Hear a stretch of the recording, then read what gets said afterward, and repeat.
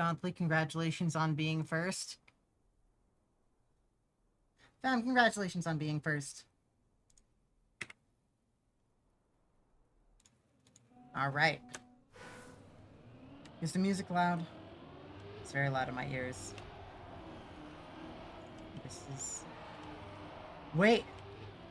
Why do I have a personal best? What is this?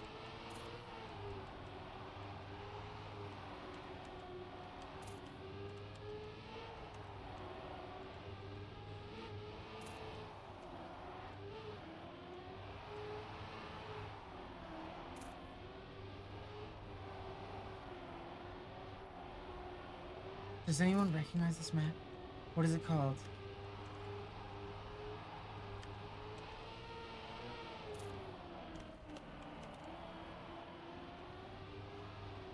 It was in the Alamo! It was in the... This was a map on Alamo. That's the mapping competition that Robbie runs. Thanks, Robbie. Oh, man.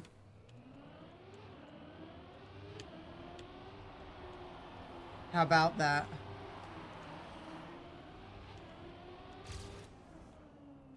The new UI confused. Is there a new UI? Test. Maybe a little more? A little more. It's always tricky because sometimes I'm yelling and sometimes I'm not. When I saw this map, I was like, what the hell? How have I played this? I feel like I would... This is like a relatively polished, like, dirt map. I think I would remember playing it. I do remember playing it. This was in the first Alamo. I've only participated in that cup twice. And in the first one, I was not good enough. So I didn't finish the maps just most of the time. But this was one that I performed relatively well on.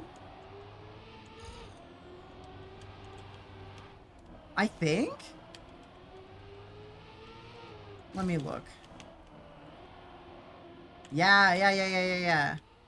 Risky Fin.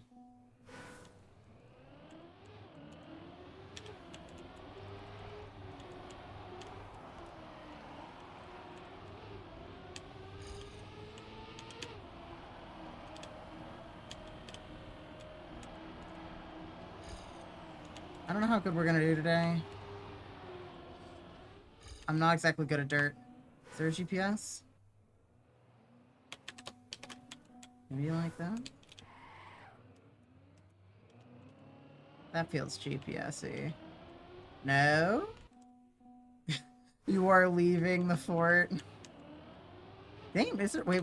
Was that it?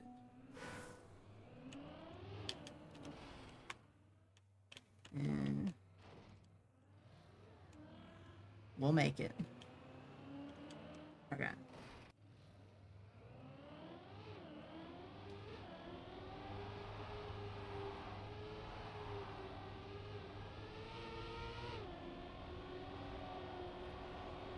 He started the turn on the road there.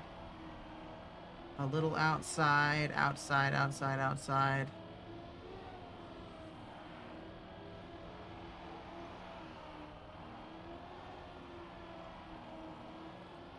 little outside.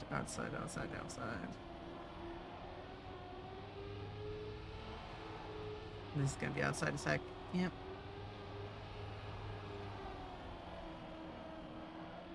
Okay. Oof. Fem, all firsts are equally valuable in my eyes. I don't pick favorite firsts. I just want you to know that. Yeah. I don't like this map. But it's not a problem with the map. I think it's a very nice map.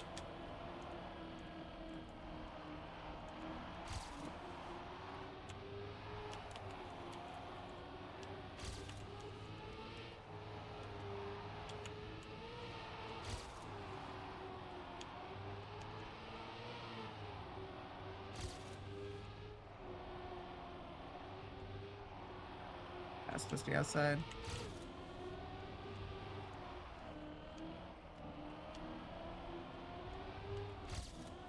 Bro!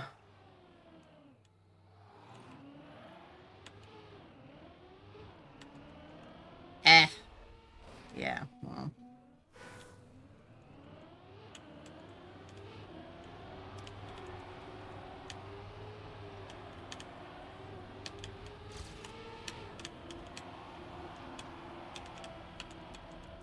Ooh. Honestly, I'm gonna give this an 8 out of 10. Maybe a 9.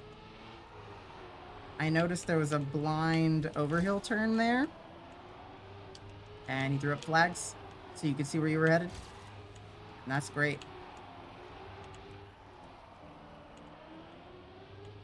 And, like, I don't think it's appropriate to ding points for using vanilla blocks instead of custom blocks.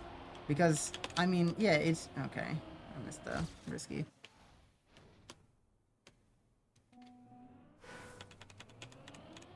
Because, yeah, it is using custom blocks. But I think it's using them to great effect. I think the decoration is very lovely.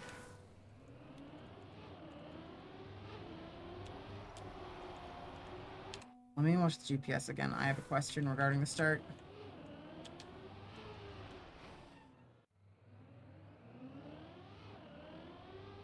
Okay.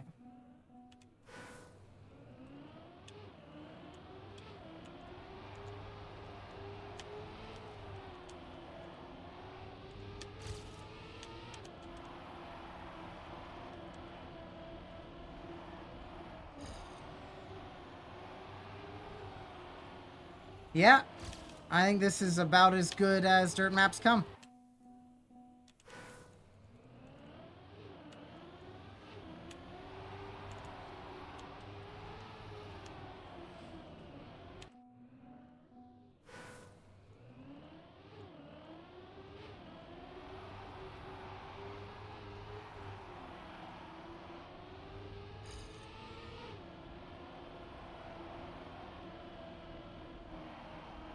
Because he's like, these rounded dirt blocks have a tendency to flip you. But, like, that can't be put on the mapper.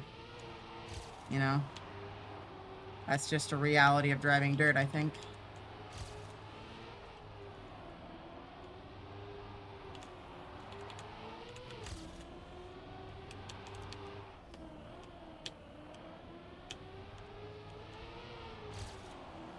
Okay, risky fin to the left.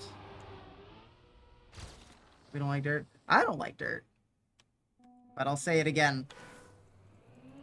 That's got nothing to do with the quality of the map. So I'm not gonna dig it points just for being dirt.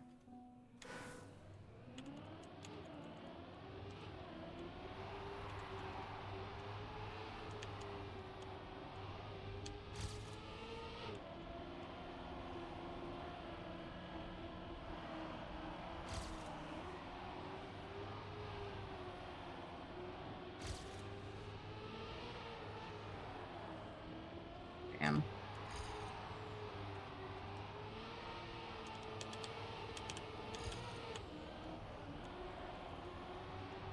I think the reason I like tech over dirt is, to me at least. Well, okay. So I like tech and I like grass. I like grass because grass emphasizes these, like, fluid motions. And I like tech because the lines are very, like, clear cut. Dirt is, like, halfway between those two things. And it annoys me. Oh my god. A good time to practice the risky, I guess. I don't know why we did this without any issues. And now I just can't do it. And I don't know why.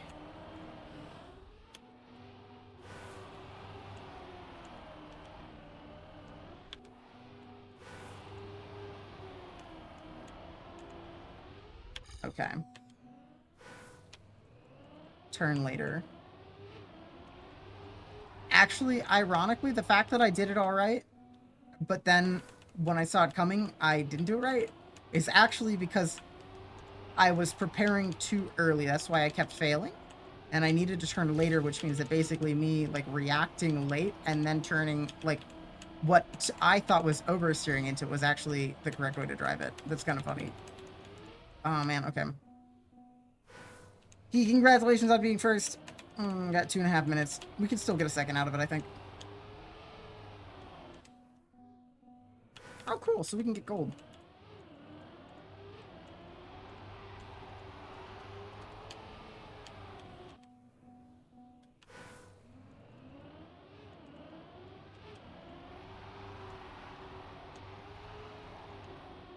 Yeah.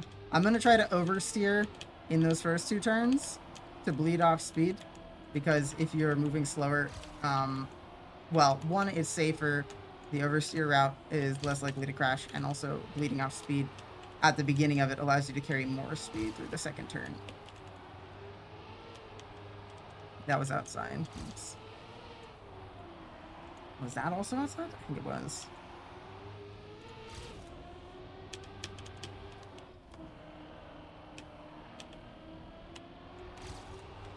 Okay. We turn late.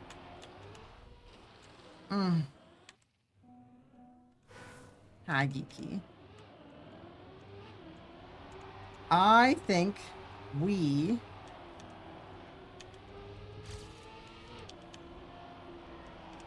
for the first few rounds, we're going to go risky once, then safe.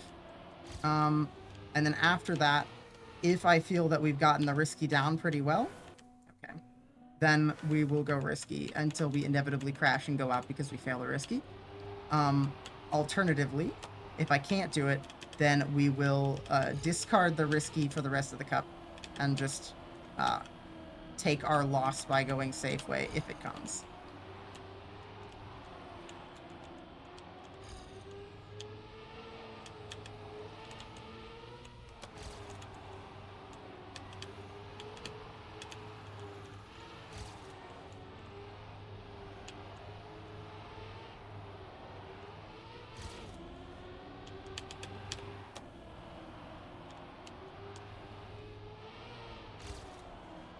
Oh.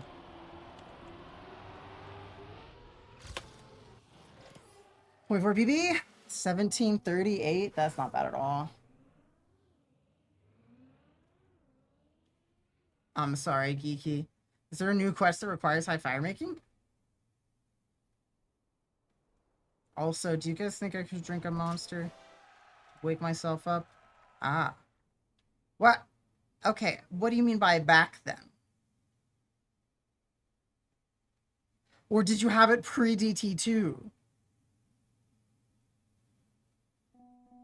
Wow, damn. DT2 already existed the first time I got mine. I actually remember. So, I got my quest cape the day after Sins of the Father dropped. Alright, I'm gonna go grab a monster.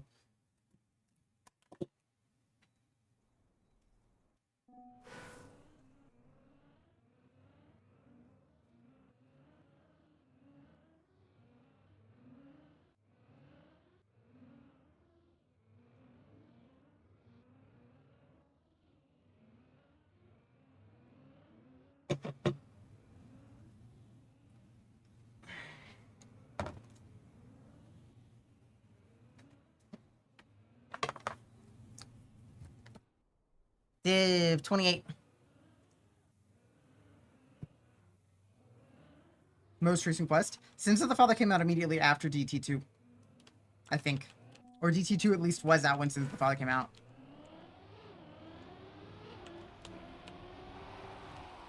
Main quest one before top quests.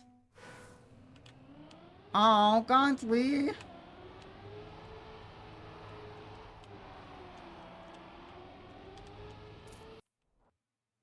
Wait, Gauntly, have you heard me complaining about that?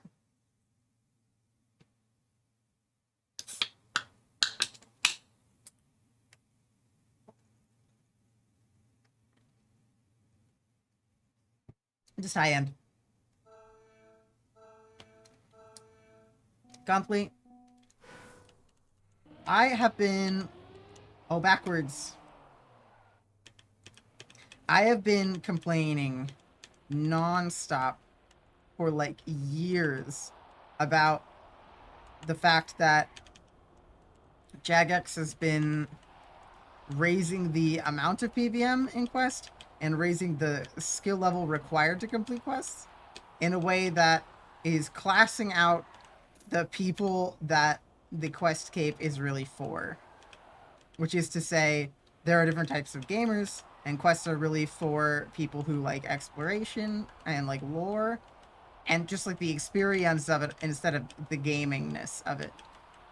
Yeah, and like there are plenty of PVM prestige items, and previously the quest cape was the exploration prestige item. It was, I have explored all of the lore that this game has to offer, and that's super cool.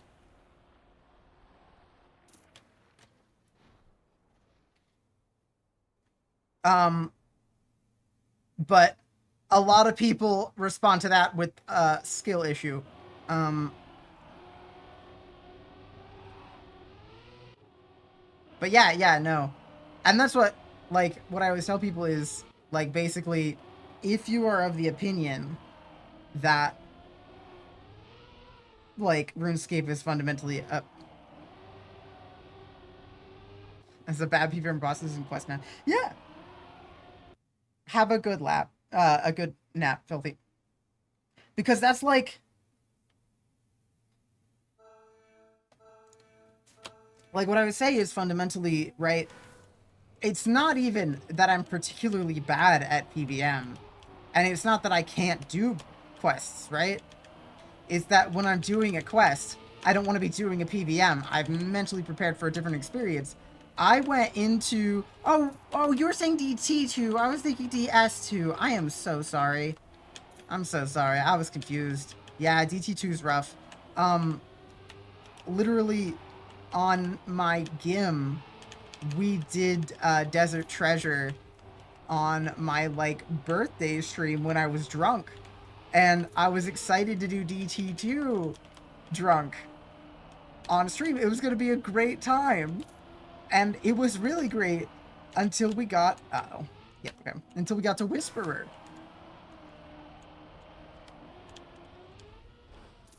At which point it promptly stopped being any fun at all. I died to Whisper a few times. Then we moved on to the Duke puzzle room without beating Whisperer, and then I did them both the next day sober, and I was just annoyed as hell.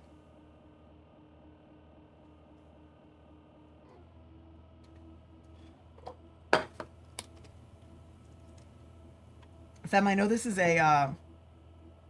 a me problem, but probably for like reasons that should be discussed with a therapist. I have a real problem with people not taking me seriously. I don't know if you've noticed that I kind of don't half-ass anything ever. Actually, I already know why I do this. Actually, that's not true. I know exactly why I do this.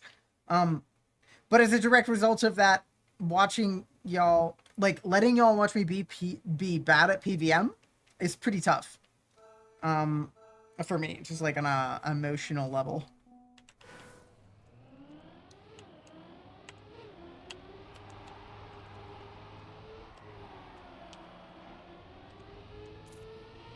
Yeah, and I'd pin down that feeling to when I was younger.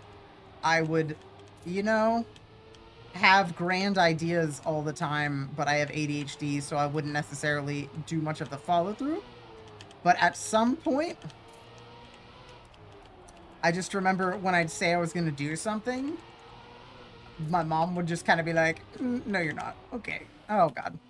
Um, and like, I don't think this is something that you could know that you were gonna do, you know, like it's really hard to anticipate how other people will react to stuff. So I don't really blame her for it, right? But like the result was I got this attitude of like if I say it's when I make the decision that I'm gonna do something, I need to like have a really strong follow through on it. which means that sometimes you get into the situation where you realize that something, either you don't want to do it, or like, you know, it's not a good idea, or it's not going to turn out well, or whatever. But like, I've already committed and I said I was going to do it, and I'm afraid of people like, wow, I don't know if you guys need this, but a perfectionist. It's not even that. I'm okay with, well, okay, I'm not really good. I'm not really okay with it being bad per se, but like, I'm not okay with saying I'm going to do something and then not following through, you know? Like, all show and no go. I'm super not okay with perceiving people perceiving me in that way.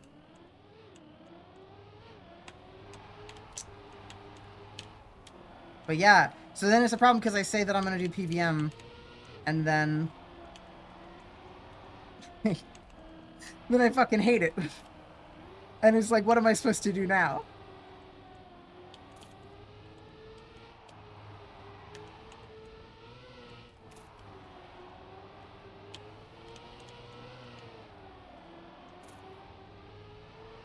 And you know, maybe it'll be different on a different account type. Because like, my main's a collection logger, and it turns out I don't like doing PBM for collection logging. I mean, I knew that, but it turns out that I really can't stand it. Um, what? No.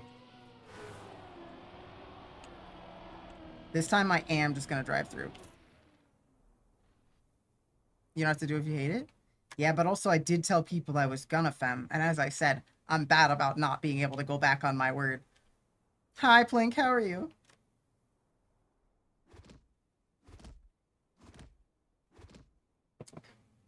Plink, I'm spilling my guts about how my upbringing has caused me trauma into my adult life.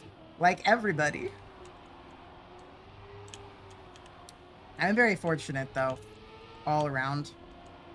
Because even if I recognize that there are these things, I recognize that I need to be able to move past them. I don't in any way hold it against my parents.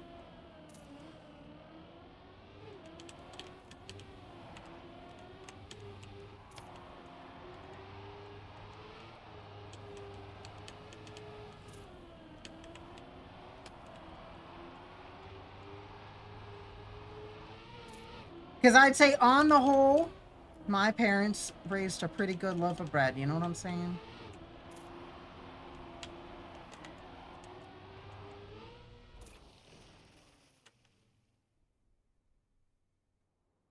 Close to finishing tower. It looked crazy from the screenshot.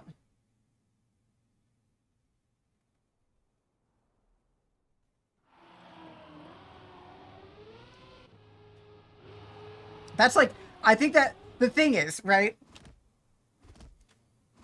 As an adult, when someone is doing something that is liable to cause me psychological damage, I now have the ability to voice that, right? And to like extract myself from the situation if it's not something that a compromise can be reached on. But when you're a kid, not even do you not have the ability or possibility of extracting yourself from the situation. Oh God. There we go. But you don't have the emotional like language or literacy to understand how, in what way you're feeling bad or what's causing it. You know, you can't really feel the damage accruing.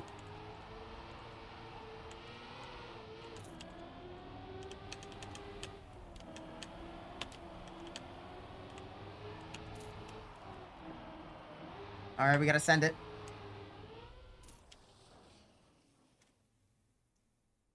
Saved by the risky.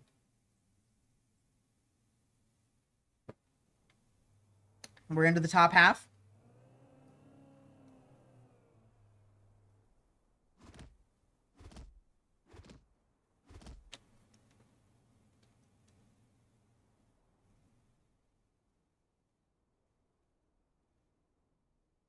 But I think that, like, I do remember, like, really strongly when I was in my teen years. I remember the feeling of, like, when I'm an adult, I'm gonna listen when kids talk, and I'm gonna take them seriously. Because I think that when I was young, I didn't feel like people took me seriously. And, you know, I think that we generally don't take children seriously. And I think generally people should take children more seriously, you know?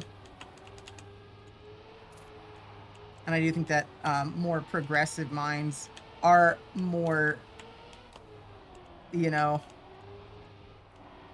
in line with that. There's a, I'm trying to remember where it was from, but I think it was someone making fun of progressive parents and used the phrase, it's your journey and I'm just happy to be a part of it. And I'm like, okay, but like, that's a great attitude to have about raising kids, isn't it?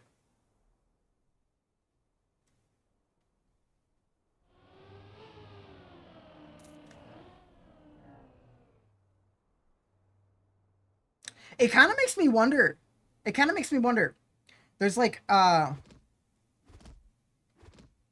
I feel like there's a generation of very conscientious parents, uh, raising kids, and I'd love to know whether or not those kids are going to be well adjusted. You know, how's that going to go? And like, surely it's just like naivety to believe that this kind of approach to raising children is new, because it's certainly not, right? I mean, literally, the concept of a Montessori school was a thing when we were younger, right? And that's pretty much the same attitude towards education. Letting, like, and it sounds crazy because, like, a lot of people, even back then, were just like, that's, what do you mean? Letting the child guide their own learning? They're not going to do anything. And it's like, that's not true. People like learning. School's fun if you let school be fun. When I was younger, I really wanted to go to a Montessori school.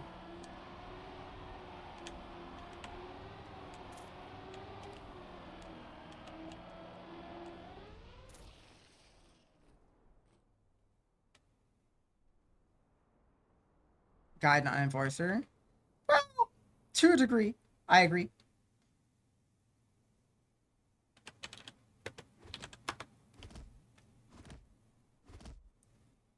For like preschool,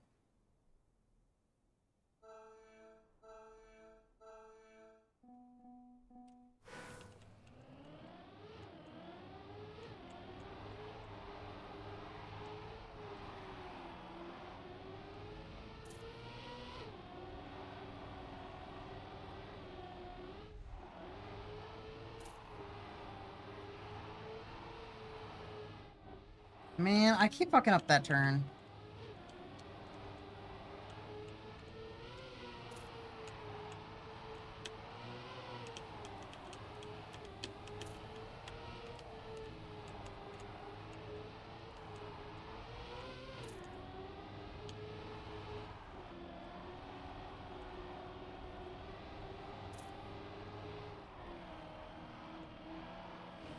'No, shoot.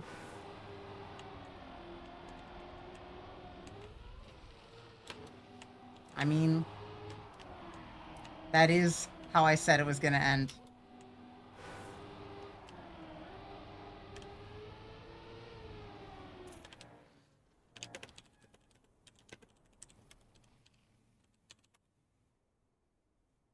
20th place.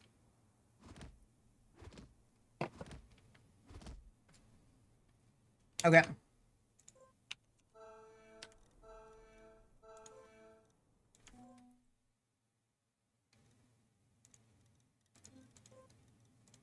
Oh, I already got gold. Well, top 11 Wisconsin. Let's watch Linkos.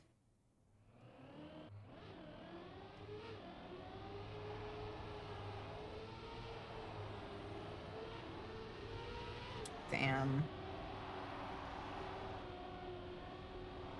Oh, a little right turn to not get airtime on the dirt there. That, you really have to ride on the outside there.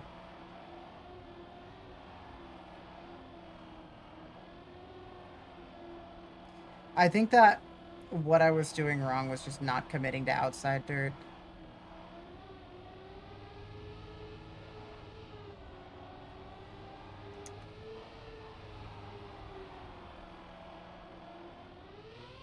Yeah.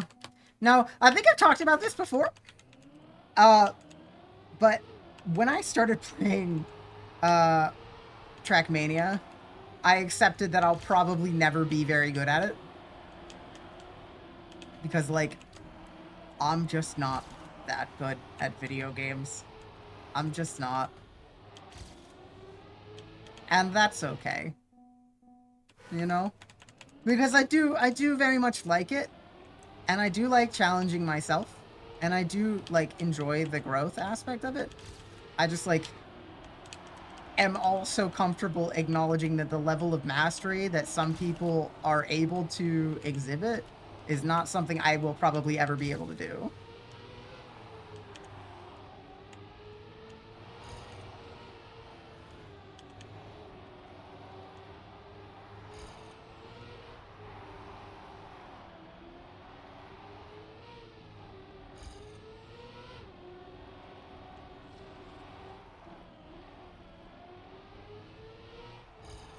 Yeah. I only know one person who went to a Montessori school, and he hated it, so...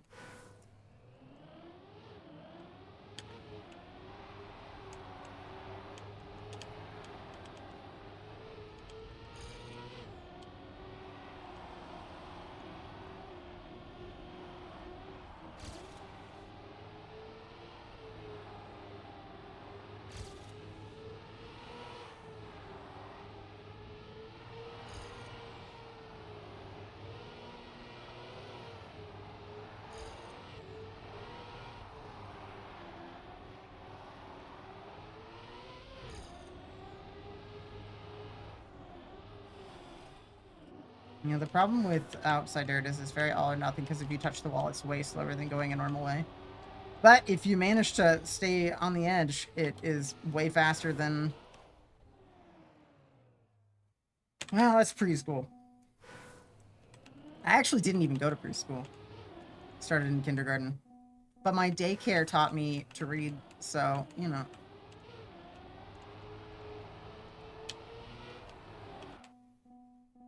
Oh, let's turn on Linko so I can see. Phrasing.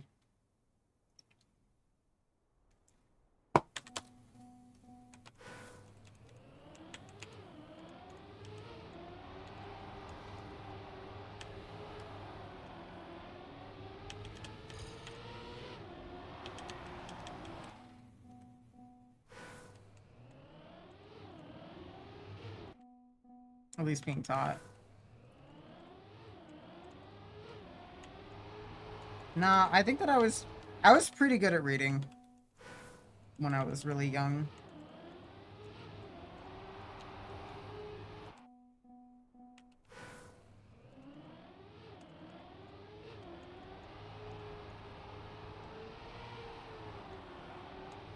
I do remember at some points in grade school, like, some teachers who didn't like me, like, it's funny.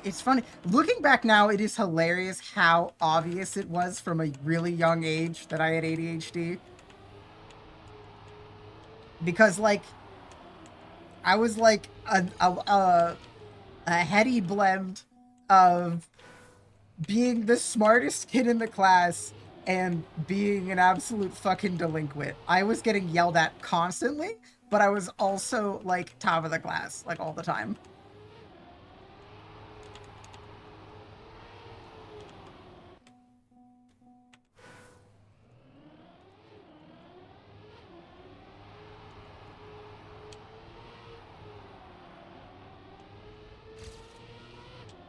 And it was just funny how, like, important it was to me that I liked the teacher. Because I would fucking move heaven and earth for the librarian. Because she was really, really nice to me. And, like, she would always, like, recommend books and just really, you know, nurturing children. She was good at nurturing. And then some teachers I just would not respect.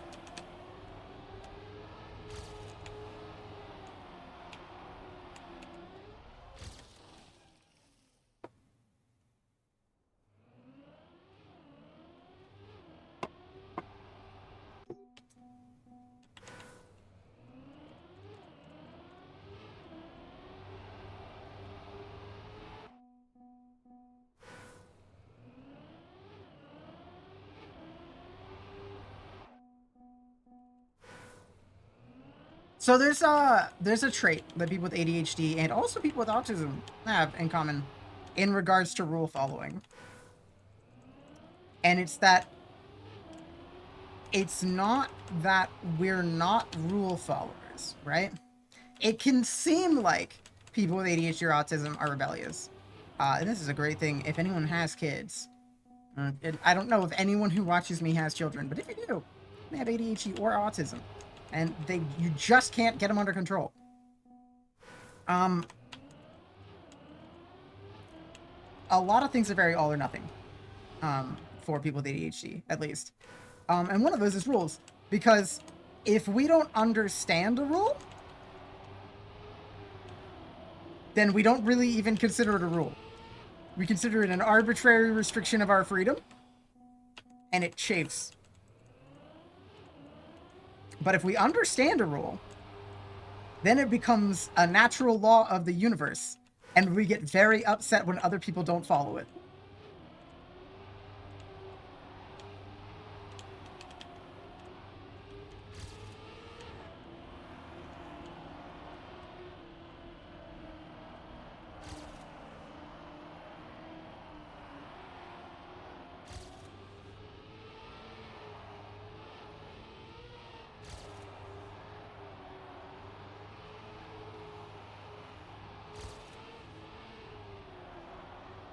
Low wall touch, and I think probably too cheap, or maybe not. Oh no, we still got... I probably touched that wall in my PB as well.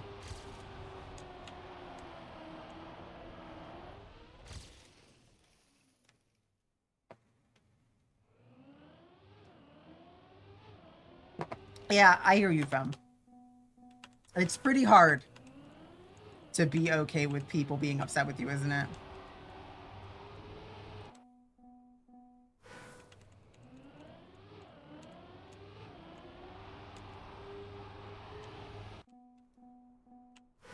And one hello. Math was always your favorite thing in school. No interpretation room for teachers. Math is either wrong or right. Oh my god, so true.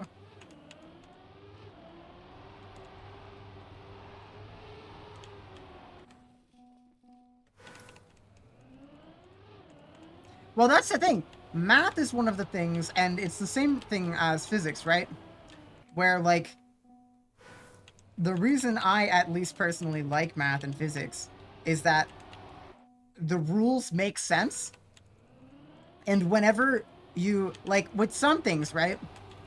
And it is shocking how quickly you can arrive at the edge of human knowledge for things like fucking biology.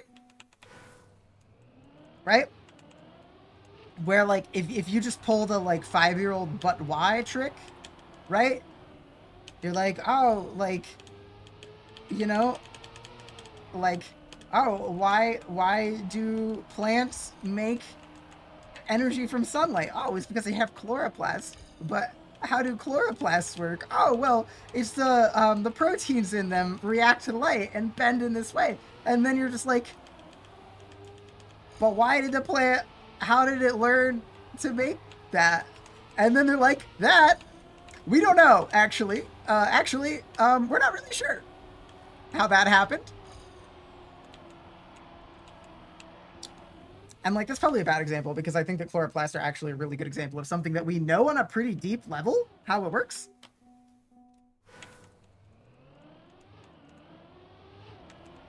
But, like, there's all sorts of things. Like,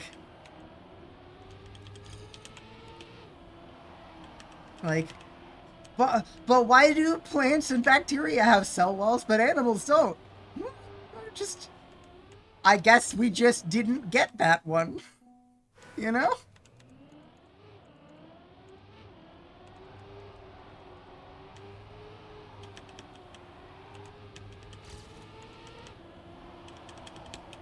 That's like the best explanation for the mitochondria is that it was an external organism, right? That at some point, question mark, got incorporated into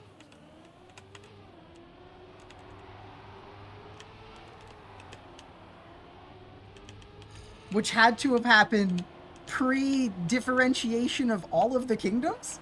Question mark?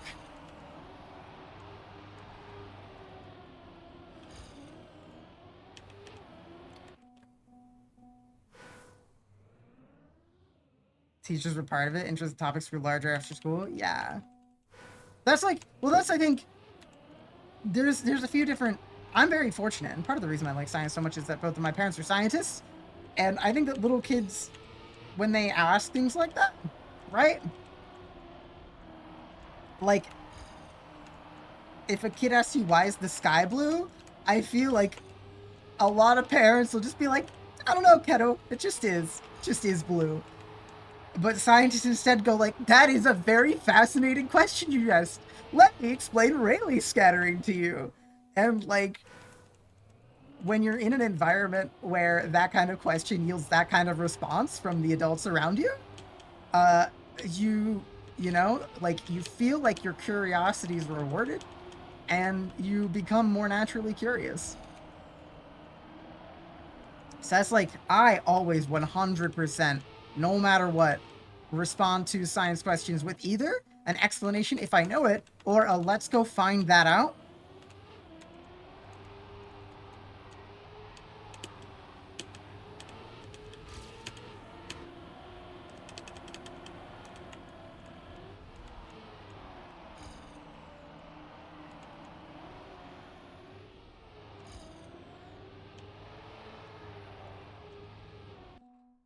History is interesting and they hate the way a lot of it was taught to you. I had, I've been very fortunate, and that's largely because I went to very nice private schools. But I didn't have a lot of teachers that I like that weren't good teachers, you know? And like the handful of like objectively not good teachers that I had, I didn't even dislike their classes because it'd be the kind of thing where they're just like the entire class, they just like split us up into groups and give us worksheets to finish. And then like my group would finish it in like straight up 15 minutes and then spend 30 minutes dicking around. And like, how you gonna dislike a class like that?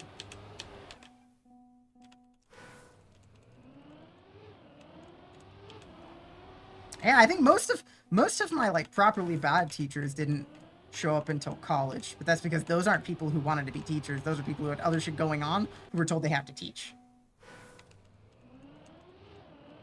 AP World History. I didn't take AP World History.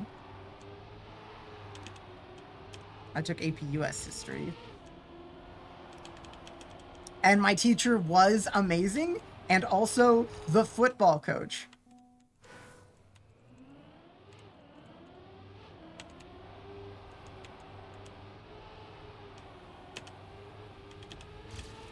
And honestly, I'm really happy for him that he gets to live his best life as a history teacher and a football coach.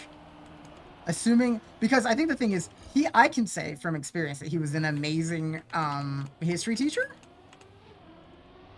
And I don't know if it was just because like our school had a policy that all of the coaches had to be teachers. Maybe that's a high school thing. I don't know. So maybe he didn't like it, but he he seemed to because he did a great job of it. And I feel like you need to be passionate about something in order to, you know, be good at teaching it.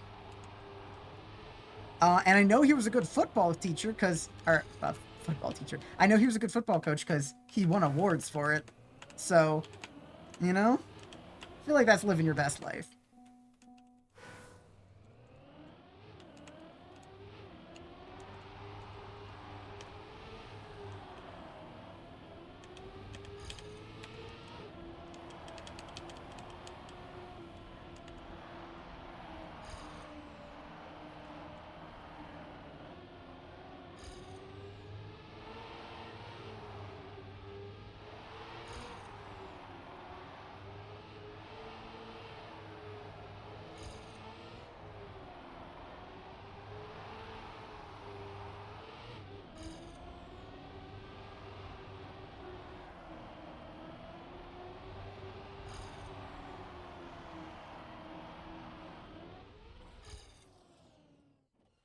We got 2 minutes till the jams of the day.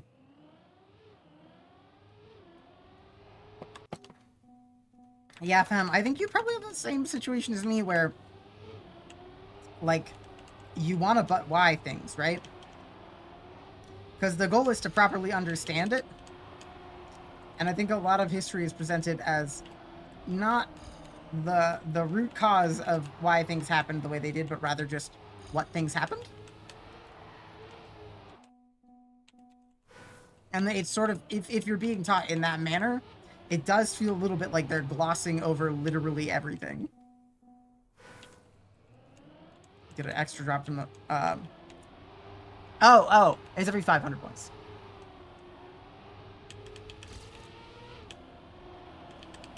So to get a crate that has a full inventory, right? If it's 1 every 500, then it's 2 every 1,000. So it's 13,500, I believe, is the number of points to get a full inventory in 1 crate. Because 13,000 is 26. Is that right? Or is it just 13,000? I think crates have at least 2. Oh, did they change it? Because solos definitely need 13,000. And 13,000 is... 13,000 would be 26 if it's 500 points per item.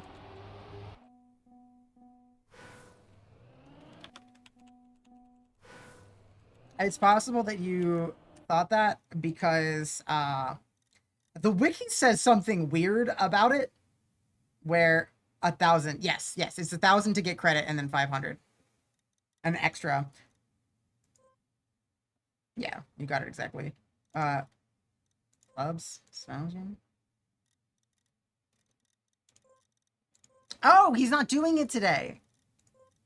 Because it's Thursday, right? It's Thursday? Damn, man. I hate the new update. I used to be able to hover over, like, the date in the corner of my screen and see what the date is. But I can't do that.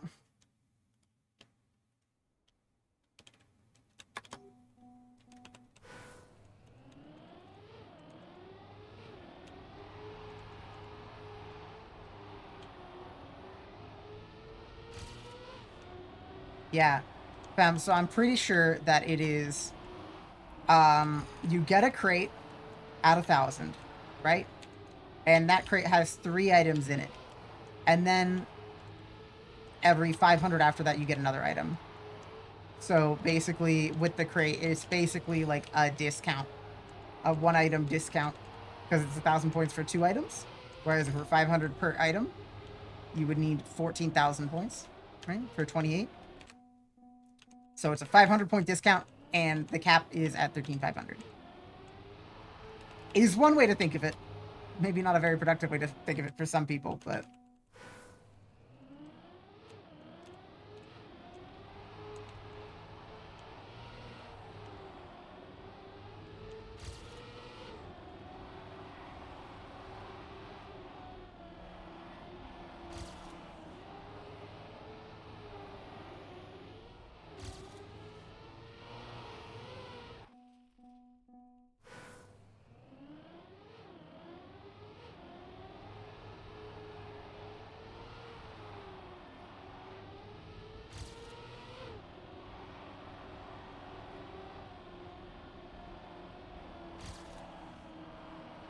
Okay. Well, there's no jams of the day. And I'm quite happy with my time. So I think we're just going to get to work.